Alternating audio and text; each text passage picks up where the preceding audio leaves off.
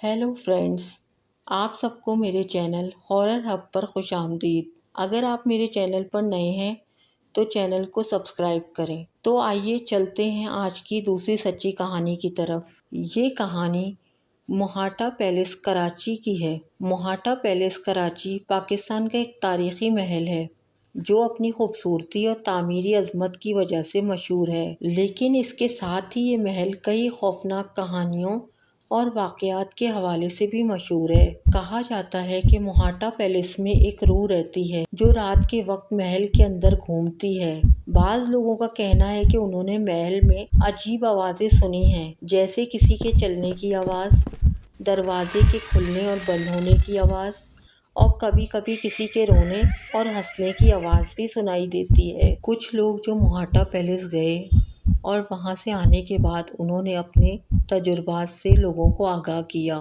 कुछ ने बताया कि वहां पर पुरस्कार आवाज़ें और हरकतें महसूस होती हैं। कुछ ने बताया कि वहां सायादार शख्सियत नजर आती है। कुछ ने कहा कि वहां से आने के बाद हमें सर्दी का एहसास होता है और कुछ ने यहाँ तक कहा कि हमें खौफनाक ख्वाब नजर आते हैं। इन्हीं कहानियों के बारे में सुनकर एक नौजवान लड़के अहमद ने मोहाटा पैलेस जाने का फैसला किया। अहमद को तारीखी और पुरानी इमारतों का शौक था। वो अक्सर मुख्तलिफ तारीखी मकामात की सैर किया करता था। एक दिन उसने अपने दोस्तों के साथ मोहाटा पैलेस जाने का फैसला किया। जब अहमद और उसके दोस्त मोहाटा पैलेस पहुंचे तो उन्होंने दिन के वक्त खूब सैर की और पैलेस की खूबसूरती को देखा।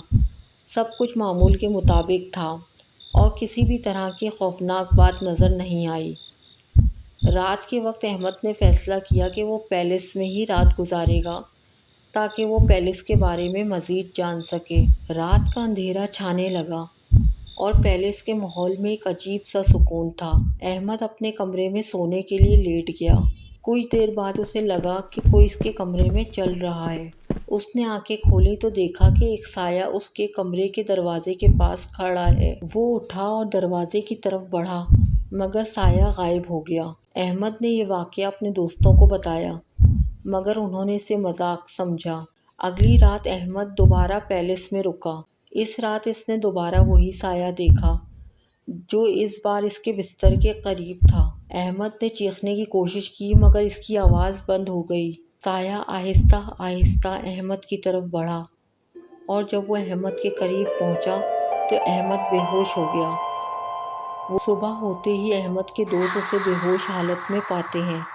उन्होंने इसे फौरी तौर पर अस्पताल पहुंचाया। अहमद होश में आने के बाद भी उसी साये का जिक्र करता रहा। उसका कहना था कि वो साया अब भी उसका ताक़ुब कर रहा है।